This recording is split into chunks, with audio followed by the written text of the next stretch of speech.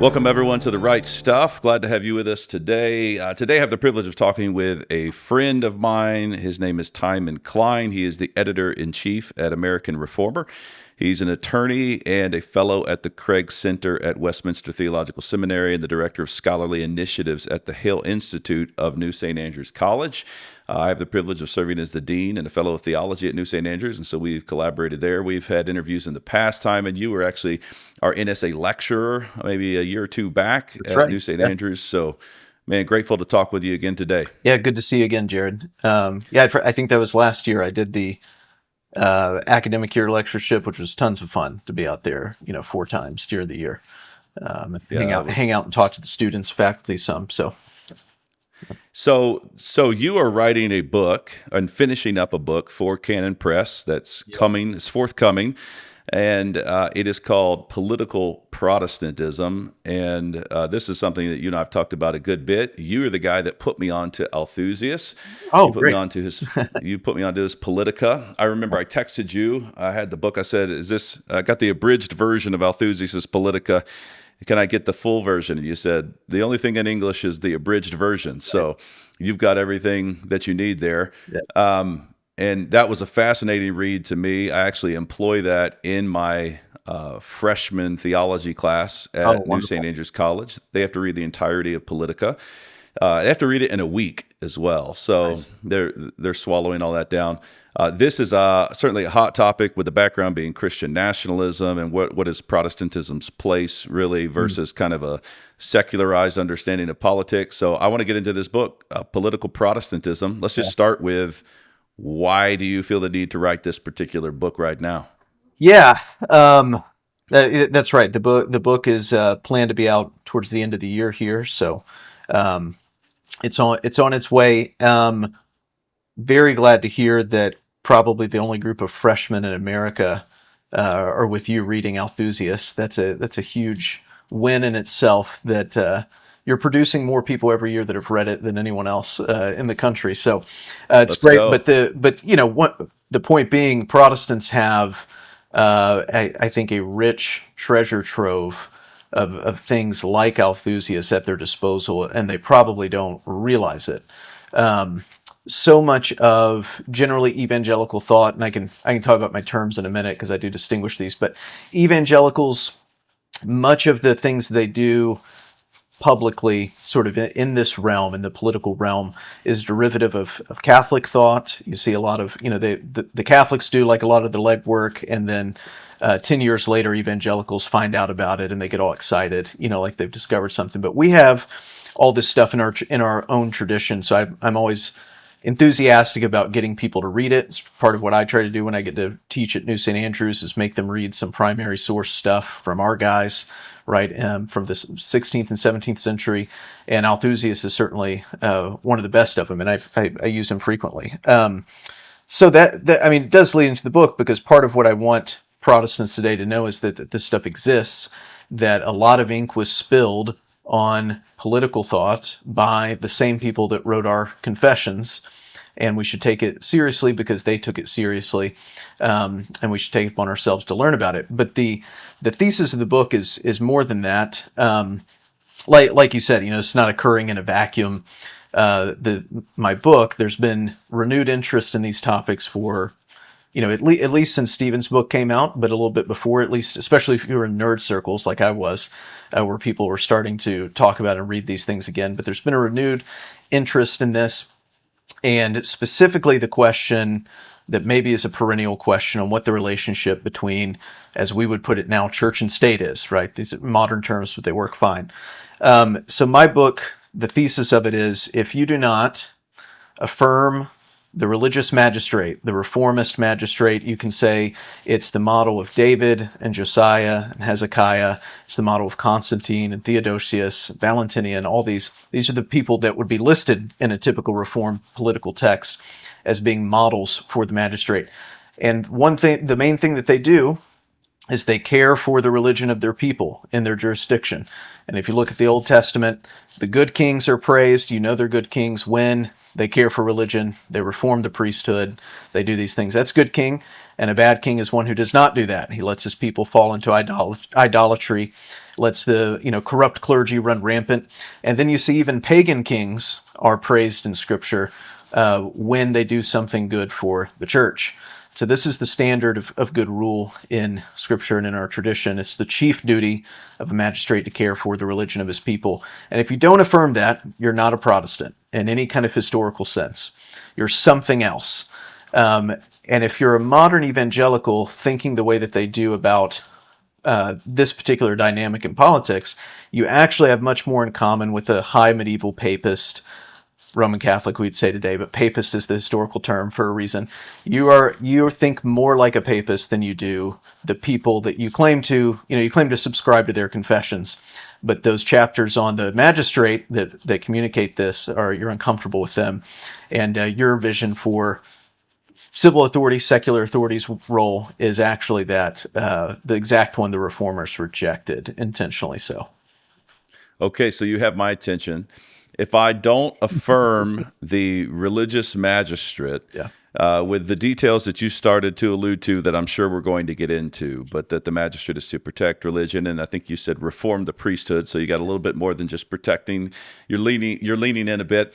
If I don't affirm that, I'm not a Protestant. That's right. Yeah. Just not. So would this require that your argument means that being a Protestant is more than just affirming the five solas? Yeah. You're starting to say it's of the essence of Protestantism to affirm this religious magistrate. Are you going that far? Yeah, I am saying that.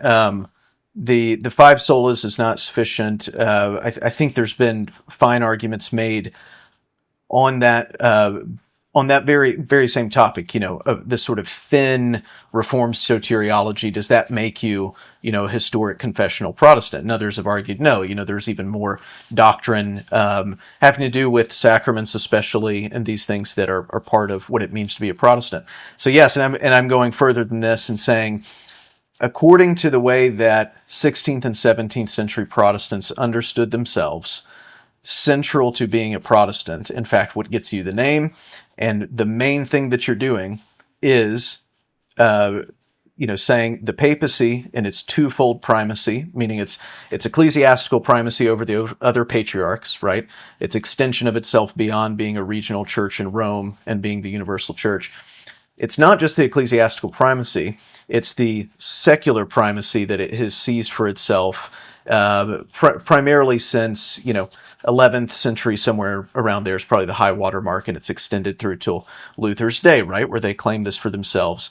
They claim civil exemptions for the clergy, so they have their parallel kind of legal system, and they claim to be able to depose and judge kings and overthrow, their kingdoms at sort of will, because secular power is derivative of the papacy. That's the claim, based on Luke 22, Matthew 19, and all. They have all kinds of proof text, even Genesis 1.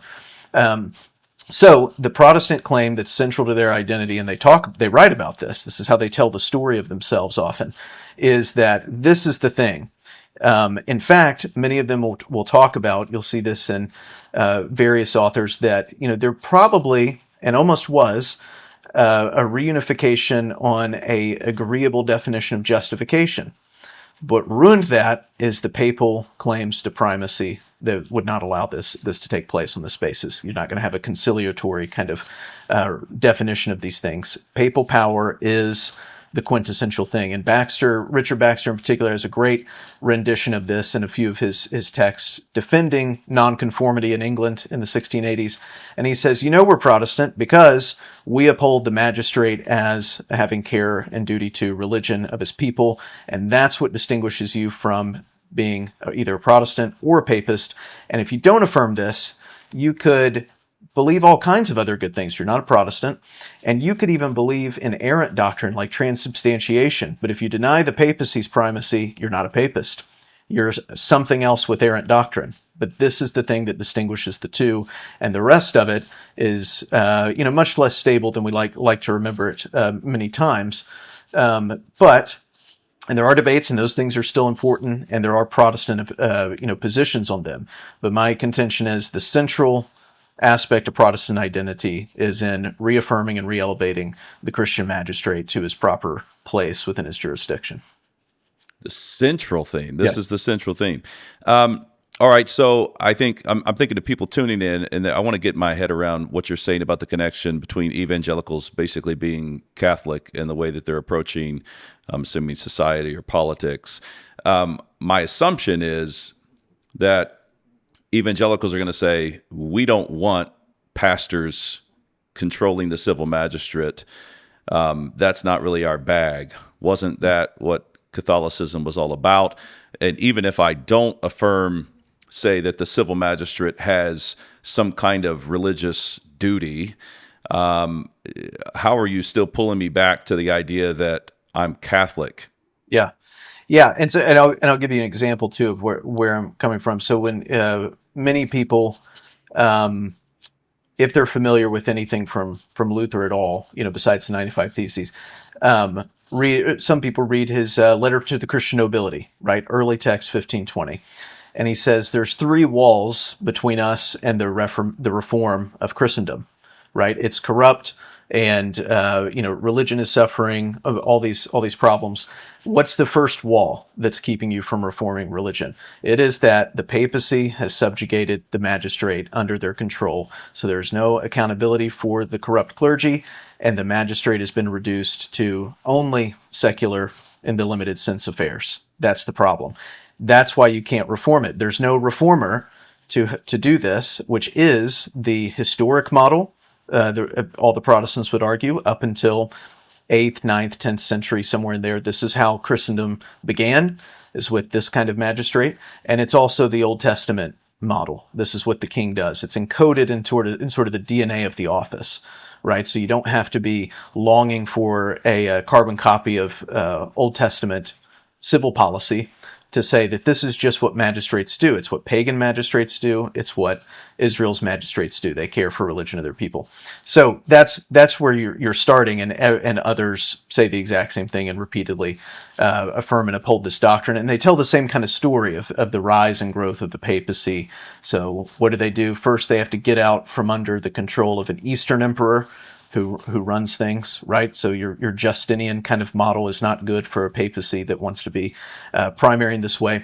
They get out from under that, they elevate themselves over the other patriarchs, and then they begin to try to establish their own alternative secular authorities that will be more deferential to them, right? And so the rest of medieval history is the story of that unfolding. So that the papacy, their position was, the secular authority does not have an interest in or care for religion apart from basically what we tell it to do is a sort of secular or auxiliary arm of the church when it needs to be defended, just when it needs to be defended.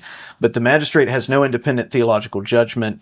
He can't call councils. He can't judge clerics. He can't mess with these things, right? We set the policy. He executes things for us when we need protection from like the Lombards or barbarians and things like this, right? Otherwise, his job is purely secular, which they would often call temporal as well, affairs. And so what I'm saying is evangelicals today actually think that way about civil authority. Civil authority cannot have care for religion. He's not competent for it. He doesn't understand it. His job is to exempt us from the law when we need it to be that way, and also to protect us from any kind of encroachment or threats or dangers that might come our way. And then we, religious people, multiplicity of pastors, we tell the magistrate what the religious policy is in his realm. He doesn't get to tell us that. We tell him that. And then it's just his job to protect it and uphold it by not bothering it, right? So actually, it's even worse than just this is how evangelicals think, which is how the papacy would think. But then their polity, the way they operate in their church, is actually an Anabaptist one. So you have this sort of monstrosity, the worst of both worlds that you could possibly have. And the reformers make clear that both of these options are deplorable, and they reject them for both reasons. Both of them actually denigrate the magistrate and say he doesn't have care of religion, just in sort of two different veins or models, expressions of that. Okay. Yeah, this is fantastic, Time, and I'm glad that you're, man, I can't wait to read your book. I want to try to put it down so where people could just have categories. You're saying the Roman Catholics, the Roman Catholic doctrine is that the papacy has supremacy, and that includes over the civil magistrate. And the civil magistrate is just this secular entity, can't have its own independent theological judgment. Obviously, what would distinguish most evangelicals today from that, they would agree.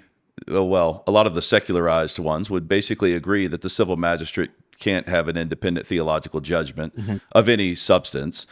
But that's because the society itself should be generally secular, religious liberty, Yeah. and all that. And we'll carve out our own little area of the spiritual kingdom and whatnot. But you're not. It sounds like your book isn't. It will have something to say to all of those people. But as we are talking about, say, the recovery of Christian nationalism, or whatever you want to call it, an actual acknowledgement of the lordship of Christ in your civil society, there are many who would say, no, the church has something to say to the state. The church has something to say to the civil magistrate, and that message is Christ is Lord. But you're putting your finger on the fact that if the civil magistrate does not have his own independent theological judgment, then we're going to be entering back into the Roman Catholic problem. Is that a fair assessment of what you're saying? Yeah, I mean, it's you know, I'm obviously drawing an analogy in the sort of thought patterns is the point. I don't think evangelicals have, what would you say, the fortitude and gumption to actually accomplish what the medieval papacy did. It was quite ambitious, and you had a lot of very capable and ambitious popes that were able to do a lot. I mean, it's no small matter to subjugate the kingdoms of Christendom to you in any way. So I don't think they'll actually be able to perform that maneuver. But the point is just that their way of thinking about this subject is identical, even if their ambitions are distinct, right, of what they actually want to accomplish. And so one of the calls from, say, Gregory VII, right, a big reformer, as they were called at the time, reformist movement in the 10th century, who accomplished much, as all the Protestants recognized, to really establish this doctrine for the papacy in a clear way, and it only kind of scaled up from there. His call, like sort of the propagandistic line that they would use, is liberty of the church. We want a free church. We can't have these secular authorities controlling what we do. This is and then the scope of activity continued to grow. But the call was, we want a free church. We want the liberty of the church, was the constant refrain when they would get pushback on a magistrate, say in France or wherever, saying, these are my people, and clergy are my people as well. They're my subjects. God's given me this authority directly. I can tax them if I want to, or if I need to, or I can determine how and when to punish heretics on my own volition. I don't need you to command me when to punish them or to not punish them, or so forth. So this is a very similar way of thinking of if the civil authority, secular authority, has anything to say about not just externally what you're doing, but also even substantively and materially what's being taught and propagated. If he were to have a say in this, it would encroach upon the liberty of the church. Therefore, he cannot have this. And this is a similar way of thinking as our predominant religious liberty, as the term's understood now, doctrine goes, at least at a popular level. And it's a constant refrain of evangelicals when you talk about things like Christian nationalism or whatever, however you want to frame it. When you talk about this, it's the immediate thing that comes up. What about this liberty, this inherent right of the church in this jurisdiction to basically do whatever it wants all the time? And the magistrates shouldn't worry about whether they're teaching sound doctrine or whether the clergy are behaving appropriately and doing their job the right way. So let's say if we buy your thesis that we have to affirm this religious magistrate, say I want to be a religious magistrate minimalist. What's to fit into this category of Protestantism that you're defining? Can you be an American Westminster Presbyterian and still be a Protestant? Yeah, I think so. Part of the reason I mentioned punishing heretics earlier is because this is a this is a point that would be made even at the time. But for instance, magistrates, whether it's local lords or kings themselves, or emperors in the Holy Roman Empire, um, being commanded, you need to what? You need to come down heavy on the Cathars. Like we know Cathars are running around, who are crazy people, right? They're like Gnostics. We wouldn't want them in our church. They're not, Orthodox people, but they're running around, and like about it, and the papacy knows about it. And they would say, you need to go and deal with this. And a magistrate might say, according to my discretion, this is a discretionary matter for me. I don't think it's wise in my kingdom right now to do such a thing, and I'm going to leave them alone. That should be so if you like this sort of toleration, you must affirm the religious magistrate, because it's only by his prerogative that this comes about, not the other way around. So you can certainly have certain levels of toleration that are not a violation of this thesis, but the point is that it's the magistrate's prerogative, and it's because he has care of religion that he can decide how to manage this in his polity, right? Now, the specifics of the American Revised Westminster Confession, I don't think contradict this at all for several reasons. I mean, it still charges him as a nursing father with care, a duty to the Church of our Common Lord, and it doesn't mean anyone else than Protestants there. So it's a good Protestant document. It says he's to maintain piety and these sorts of things, even as he protects the reputation of all his citizens and this sort of thing. It's clear what religion he's supposed to be favoring and promoting, which is true religion, even with a broader scope. It says, he's even able to go to war for the sake of piety. I mean, I think that's a pretty strong statement. So it's still from our perspective, from our vantage point, an evangelical one today, it's still a very strong statement. It's just kind of intentionally misunderstood today. And moreover, things removed from requirements for subscription that don't also include the requirement of explicit denials mean that you can certainly believe much more than the confession requires of you. It does not require you to deny that, for instance, that it's permissible in principle for the magistrate to kill heretics or something. You can still believe that. The confession doesn't now say that you have to not believe that.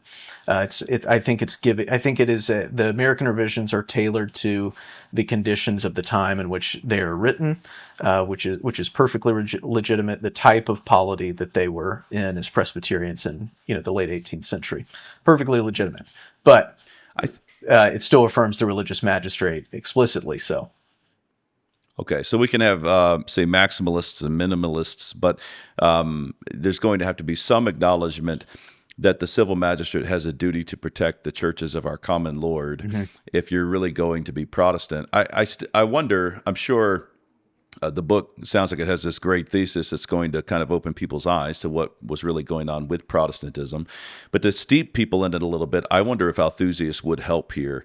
I remember when reading him, just seeing how he defined politics itself was eye-opening. It was another angle on the whole conversation. I believe it was something like, Althusius says, it's the organizing of men in society or something.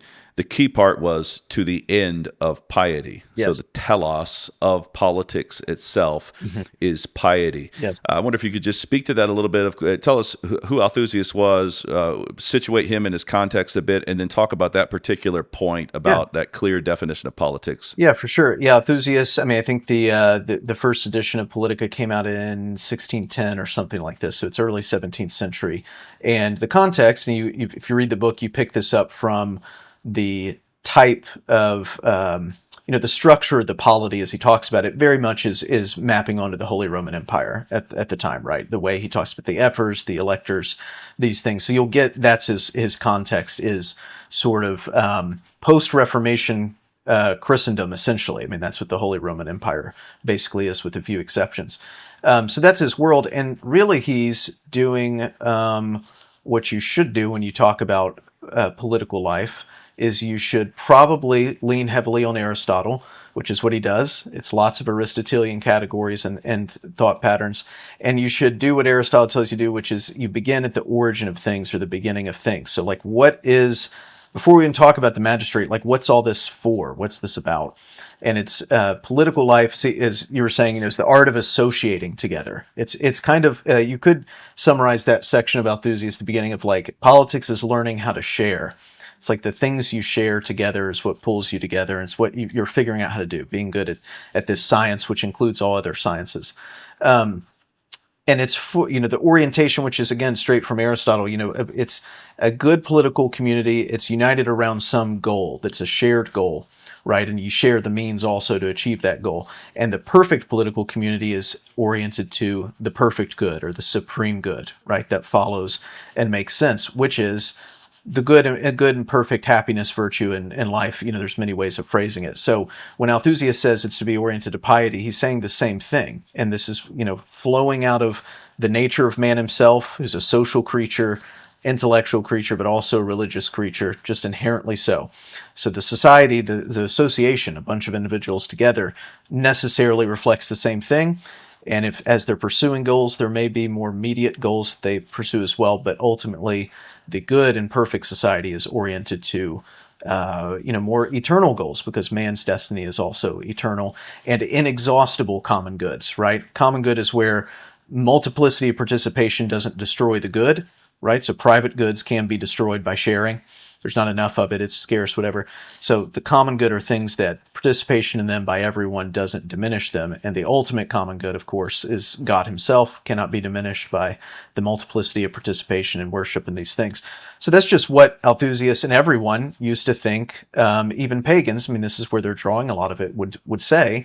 And this is why Plato and Cicero and Aristotle and everyone else would determined that religion itself, the piety itself, same thing, are intricate to society, essentials to society. You can't have one without it. You always have it. And therefore, why it must be cared for by the authorities of that society. It's central to it. It holds it together. It's the glue of society, and it's the practice or the participation in pursuing that ultimate supreme good that society is supposed to be oriented to. So it's just like what these things are. You can't decide one day that we're going to cut out a piece of that. It doesn't exist anymore. This is what they are, and this is why as I said earlier, this duty to religion is not. It's exemplified in Scripture. The wisdom of the Old Testament shows you what good kings do, and they always do this. But it's just encoded and inherent in the nature of the thing itself. This is what the office is. So to deny it is actually to deny nature itself. It's a violation of the natural law in this sense. This is what this person does. So that's part of the argument as well. This goes beyond kind of disagreements over doctrine and is ultimately found in disagreements over nature if you are contesting otherwise. And sometimes that I think the language of the common good or whatever it might be, secularists hear that, and they should know that Althusius, when he says piety, is the telos of politics itself. Mm-hmm. Piety is the end goal of the art of associating men together. Mm-hmm. By piety, he means conformity to the first table of the law.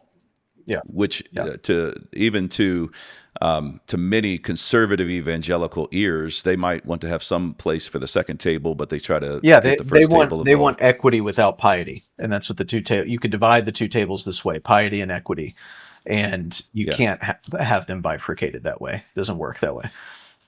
So at least that was helpful for me with Althusius to say, okay, if this is the end of politics itself, and it certainly seems that it must be, then he has sections on your secular administration and your ecclesiastical administration. Would you just kind of spell out those two different administrations within this idea of politics? Yeah. So when you come down, now you're back on the ground. Your feet are on the ground. You're actually managing this stuff. And by this point, he's already talked about sort of the constitution of the ruler and other things, which he says he says explicitly, his chief duty is to religion. That's what he says. But the two administrations within these things, ecclesiastical administration, which is, our clergy, our pastors, right, are those that are charged within the political community for dealing with what we would break it down to, your preaching and teaching and sacraments, and your worship, these things, the liturgical aspects. And these duties are given, of course. Constant comment from Protestants is like, this is all very clear in Scripture. Look at the example of the apostles. Look at Jesus's earthly ministry. Christ did not communicate to the apostles anything more than he practiced and had in his earthly incarnate ministry. And he didn't claim temporal authority. He didn't claim to set up alternative political societies, so on and so forth. He gave them these duties, and this is what they do. And then the rest of it, the secular administration, which is a fine word.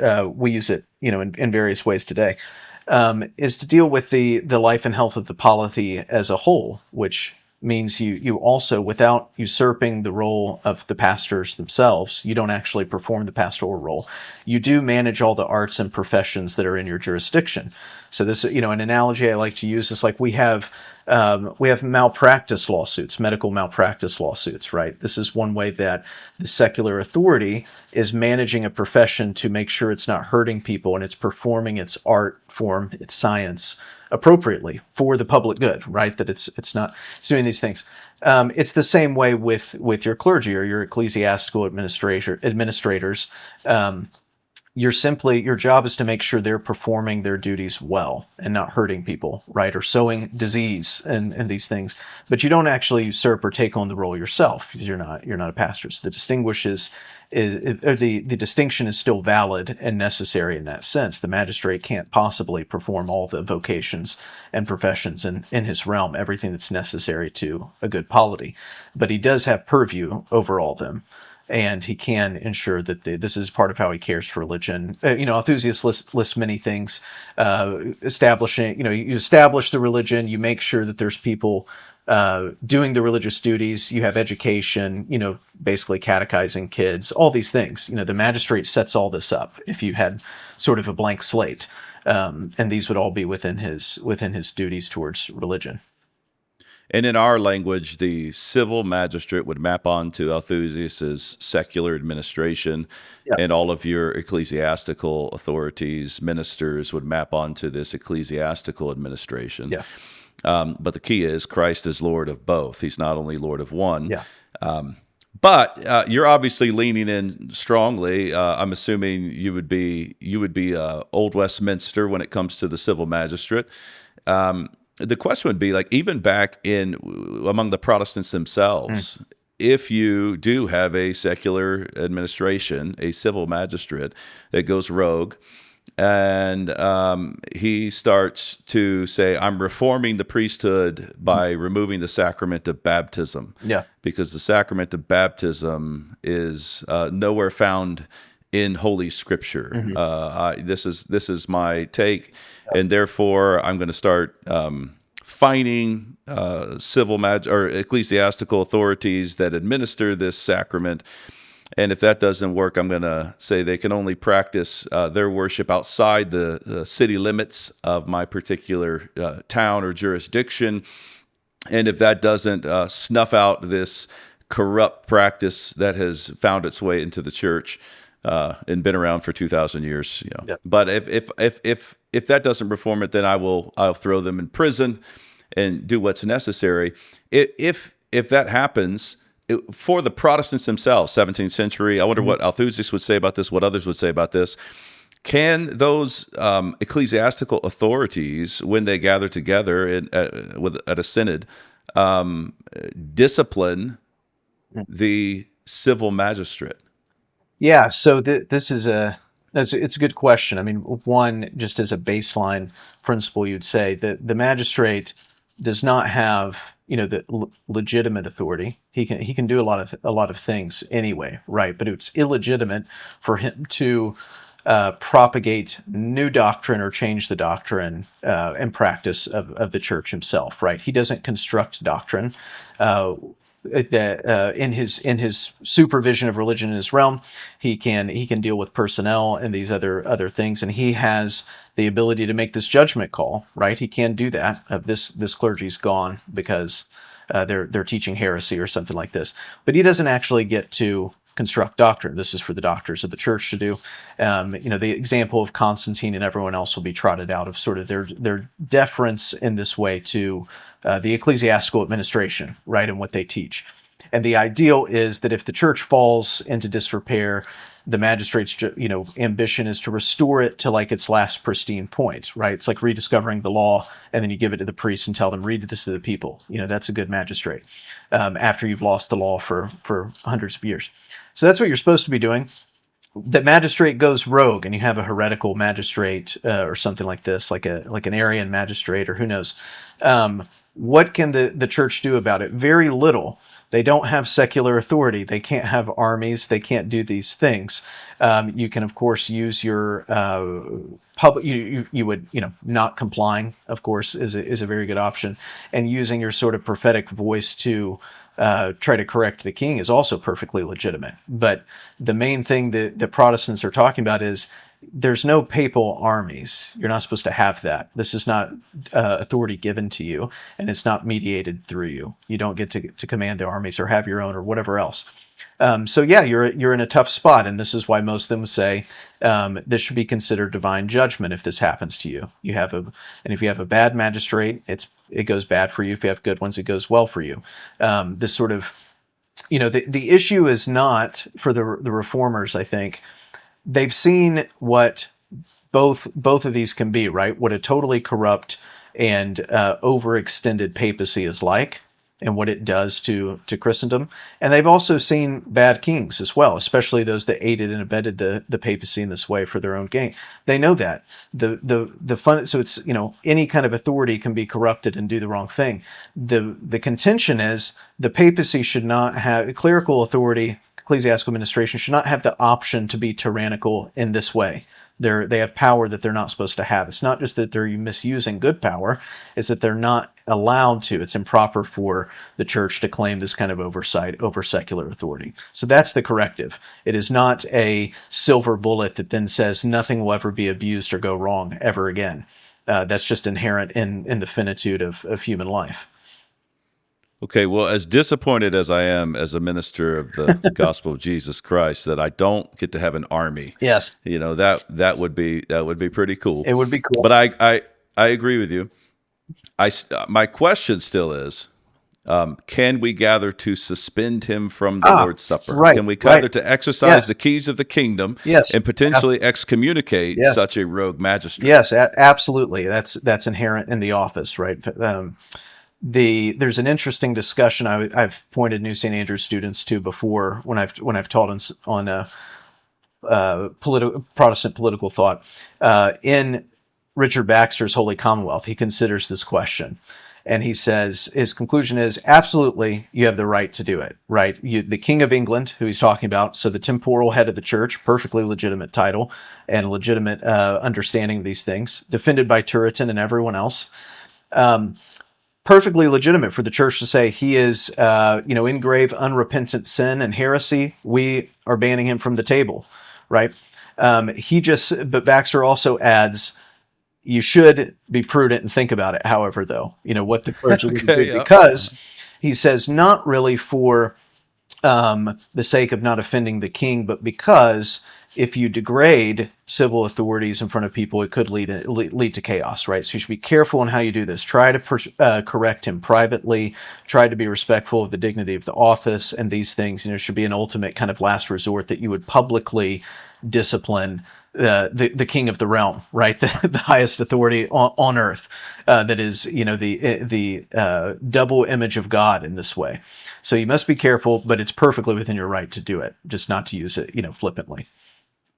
And while there's you've referenced pagan magistrates, we have King Cyrus in Scripture, of course. Yeah. We have kind of examples of this throughout history of pagan magistrates who have been kinder to the Church of God than those who have been baptized and gone rogue.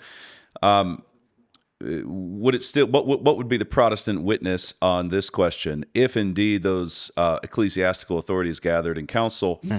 And not only suspended a civil magistrate from the table, but actually excommunicated him for a blatant, clear. Yeah. We've taken all the counsel on board about being cautious and Mhm. patient in the matter, but then we excommunicate him, Mhm. being put outside of the kingdom of God, Mhm. being put outside of the visible church. What would Protestants say? Is that civil magistrate still fit for his office? Yeah. Yeah, he has to be non-Christian kingdoms and governments are still legitimate, right? They're still legitimate authorities that only comes from God. And of course, they have lots of commentary on, if you're a church in an unfavorable environment, you may operate a little differently than you do if you're in 17th century England, right, where you have a Christian magistrate, at least ostensibly in a Christian country. If you're not, if you're like first century church, obviously your expectations are much lower on what you're actually going to get, right? So they bear that in mind. But if you just like you can ban him from the table, you can it's within the power, the actual power of binding and loosing on earth, not the papal interpretation of it, is this, right? This is through the gospel ministry, to discipline people in this way for spiritual crimes with spiritual means, right? That's what you do. Um, of course, it's complicated in the immediate aftermath of the Reformation, because what excommunication, which had been enacted many times by the popes against kings, actually was doing is deposing them, more or less, right? So if you excommunicate this king, and they would add on to it and tell his subjects, you have an idolatrous, wicked king over you, you're basically inciting rebellion, right? And everyone knew this was the game that was played all the time. So you'd have excommunication by a pope to a king, and then the king would turn around and declare that pope deposed and also not legitimate, and you have this massive conflict. So this is where Baxter's coming from in many ways, of being prudent in this regard.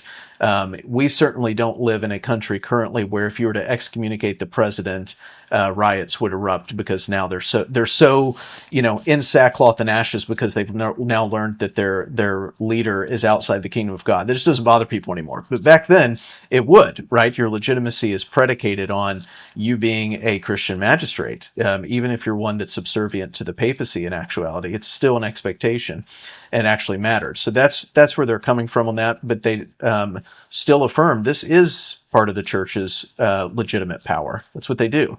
And in this sense, the church is in the church, right? Even though the church is in the commonwealth that he rules, insofar as he's a Christian, he is in the church. So you can do that. And this is why they would also advocate strongly for, look, you can't, there's no like, perfect algorithm we can set up that prevents all evil and abuse. But this is why you should try to surround kings with theologians and pastors and these things. So when he does care for religion, he's informed, he's well educated in good doctrine, he tries to perform his duties well, he's actually pious himself. That's the goal, is to have someone like this. And that's why you see all this literature in the time period that is directed at kings and telling them how to live well and rule well, because they recognize, um, to quote Baxter again, he puts up a hypothetical once where he's like, is it better to have good laws and bad rulers, or good rulers and bad laws? And he says good rulers and bad laws every time, because any law can be manipulated and reinterpreted and used differently than it was intended, but which is what bad rulers do. But good rulers will make bad laws work, right? And I think we could affirm this today with shenanigans that go on in our courts and all this. So what you're actually for, or looking for, is actual pious good men that rule you, which is always the case, and that's the story of Israel as well. Okay. I mean, obviously, basically significant amount of agreement between you and I on what we're looking for in the civil magistrate. And I think, there'll be people, I'm sure, that might not want to go quite as far as you may go in your book. I'm sure.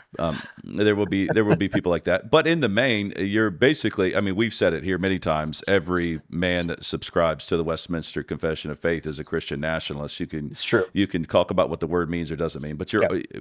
and I would say the same, basically the same about the gist, the substance Hmm. of what you're advocating for. Anyone that affirms the Westminster Confession of Faith believes that the civil magistrate actually has a duty to protect the Church of God.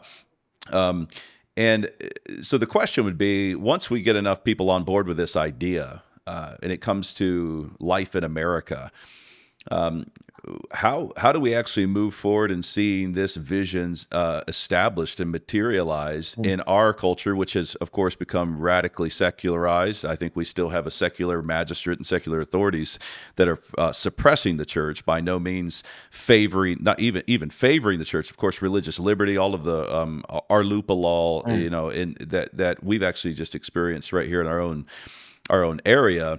If you actually get into the text of our lupa, Mm. it requires nothing other than that people treat those who are practicing Christianity as they would any other kind of Lions Club or Yeah. any other kind of entity that exists. It's nowhere near what we're talking about. We are talking about a civil magistrate, a sense in the American people Hmm. that their civil magistrate indeed has this duty to protect the church of the Lord Jesus Christ. Hmm. So, what are the practical steps, given how secular we are, to actually seeing this happen in a town, in a state, in the nation as a whole? Where would you start? Yeah. Yeah. I mean, and I do think, in many ways, once again, Althusius can be instructive on this. He doesn't give us a roadmap like we would like, maybe, but he is instructive because he talks about in the chapters on ecclesiastical administration and the chapter on the supreme magistrate. The magistrate has this duty to care for religion, right? And he's already told you, if you're basically starting a new kingdom, here's what you do. You would first establish the church, and then you do this thing. But then he's like, what if you find yourself in like really unfavorable circumstances where you do have a bunch of heretics running around, and you do have a multiplicity of religions, and you've inherited this kingdom but this is still your duty, right? And he basically says you're gonna have to do the best you can with what you can. Is the bottom line. He calls the magistrate in this section, a captain steering a ship in like stormy seas around rocks, right? There's all these things that are pitfalls for you, and your duty, along with pursuing and promoting and caring for true religion, is also just not let the commonwealth die, right? The longevity of the commonwealth is also one of your primary interests. You don't want to allow it to be suicidal. Um, so, in which case, you may have to tolerate a lot more than you would like to, or let a lot more things go, or work more incrementally. So, I think that's instructive for us, given what we have. It shouldn't be demoralizing that what we have is less than ideal, because Althusius recognized there were a lot of less than ideal situations out there.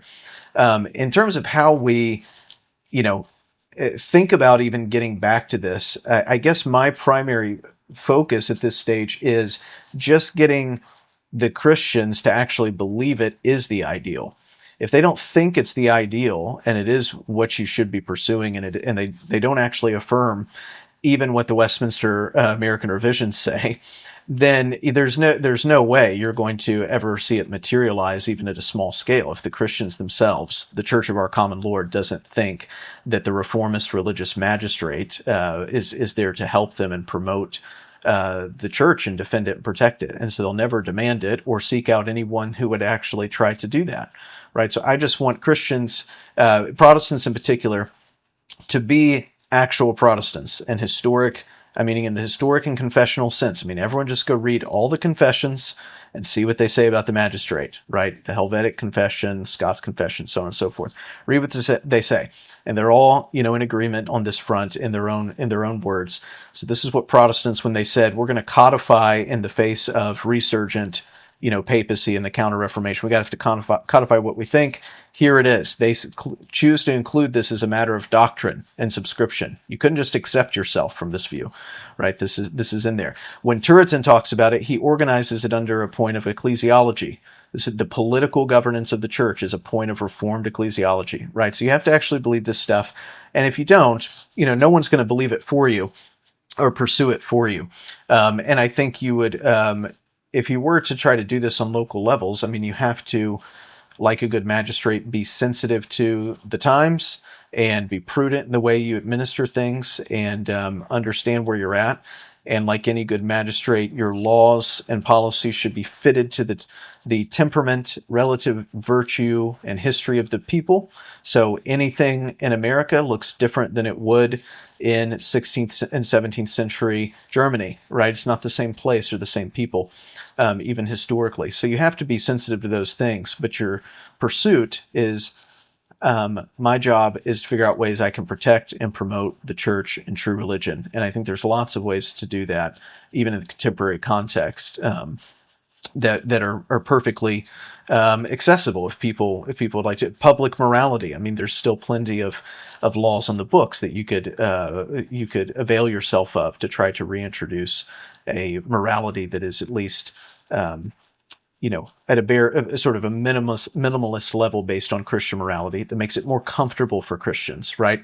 That's why I talk about Sabbath laws all the time, right? Like, what's the Sabbath law about? The Sabbath law is about making sure that the one religion you actually prefer, which is Christianity, that their day of the week that they're worshiping, they are not economically disadvantaged or disturbed. That's what it's about.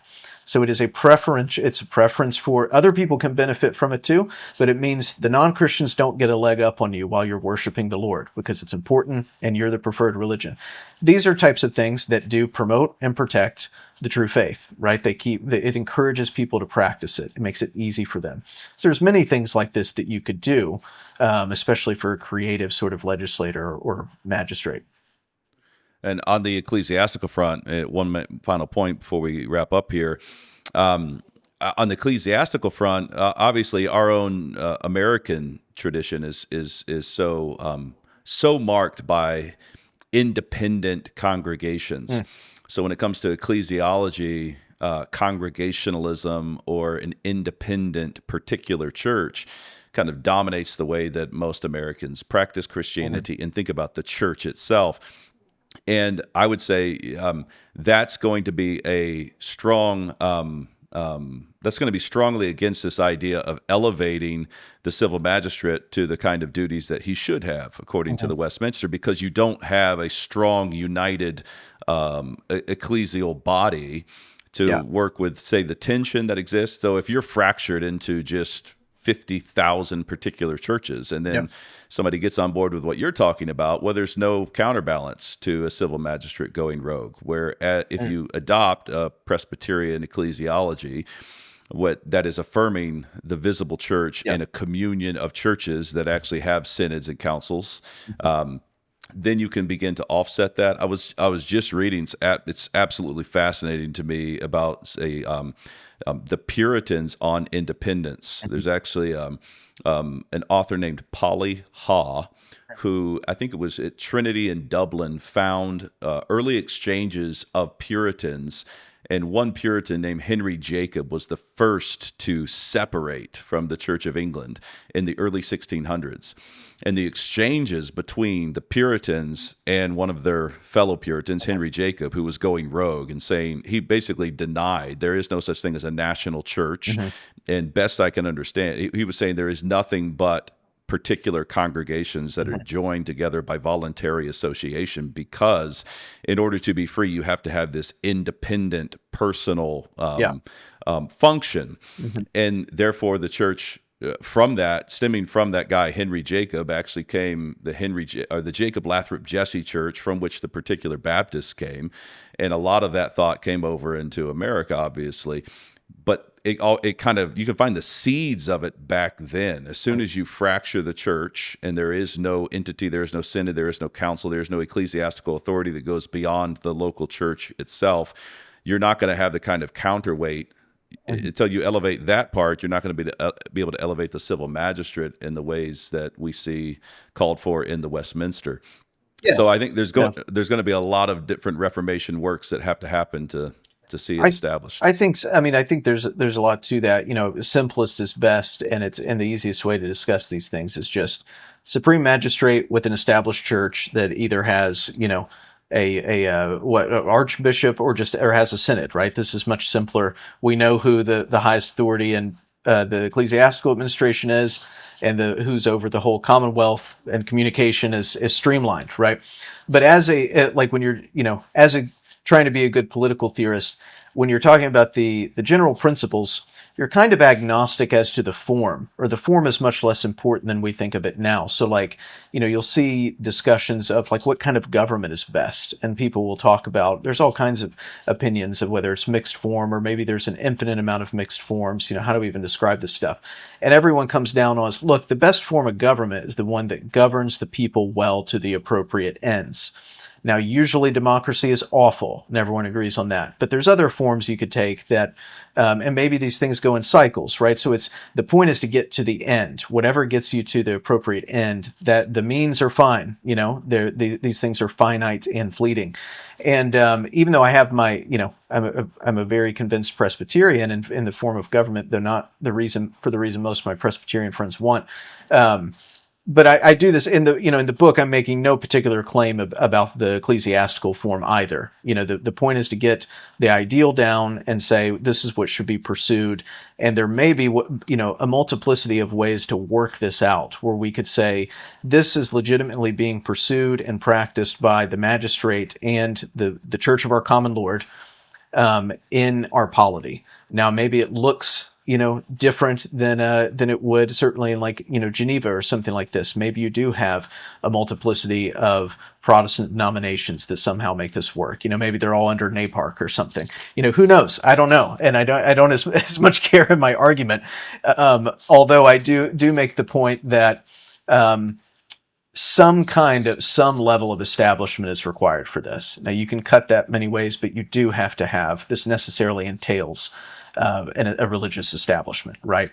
Maybe you say, hey, it's a group of Baptist independents and Presbyterians and Anglicans, maybe, and that's great. This is how we run it around here. Or maybe you say there's one of them that is going to be the national establishment, and the rest are somehow subjugated. I don't know, but any of these can work in theory, and all of them would be much better than what we have now. And I'm willing to just accept that it can be. It can be a mess if that, but it'd be better than the mess we have now. And I do think I'm a fan of the original kind of American model, which we've discussed before at length. So I like the idea of having basically state establishments within a sort of pan-Protestant unity across the board here. So I think that's what was originally intended, and could have worked really well for a while if we had tried it long enough. So. I'm open. The point is, I'm open to suggestions. I'm just laying down the principles of Protestant identity and this central doctrine, I think it's fair to call it, to Protestant self-understanding. And part of the goal is also to make Protestants more self-conscious, I guess you'd say, as a group, as a class, right? I mean, I think that's been lost at least since the 60s. When the WASP main line was abdicated. We haven't had that sort of thing. So I want Protestants to understand that their identity as Protestants is a political claim, and it has political claims, right? That's where it came from, and that's what it's doing. It has a particular outlook for political life, and that's central to it. It's not something you can just drop off when you want, and it's certainly not what evangelicals mostly do now, which is just baptize the sort of liberal truisms of their day and run with those. So that's the goal. And then people come up with creative models. They can send them into my inbox, and we'll draw one out of the hat when we get to the Protectorate, and that's the one we'll go with. There you go. The book is Political Protestantism, forthcoming with Canon Press. Timon, as always, it's been great to talk with you today. Thanks for joining me. Thanks, brother. Talk to you later.